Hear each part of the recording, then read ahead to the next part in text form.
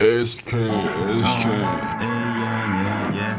2018กูเสียพอเท่ากูไปกูนั่นเสียใจตลอดกูรู้ว่ากูเฮ็ดผิดที่โบได้เบิ่งแยงก่อนที่เราเป็นแบบใดเราโซเราเป็นแบบนั้นกูยังไปลิ้นกับแก้งกูนั่นโทษตัวเองมาตลอดกูนั่นสิพายไผกูสิบ่ได้สนใจกูนั่นเสียใจหลายที่บ่เบิ่งแยงเจ้าขอโทษเด้อที่เฮ็ดแบบนั้นกับเจ้ากูเสียใจหลายตอนที่กูสำนึกได้กูเข้าใจดีกูนั่นบ่ดีกูสมองฮอตตอนนั้นกูนั่นหลอนและกูบ่ได้สนใจตอนที่เราเลี้ยงเวลามันผ่านไปเฮ็ดให้กูเป็นเปลี่ยนคนใหม่กูบ่ได้เป็นคนดีคือแต่ก่อนกูบ่ได้อ่อนช้อนสำหรับการเรียน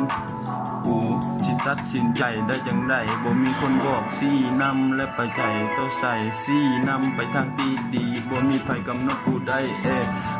ครอบครัวมีแต่ปัญหากูคงบ่ได้เห็นหน้าเวลาที่มีสึกดีตอนนี้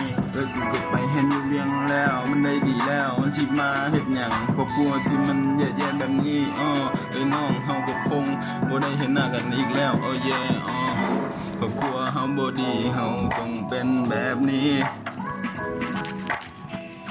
บ่ดีเอง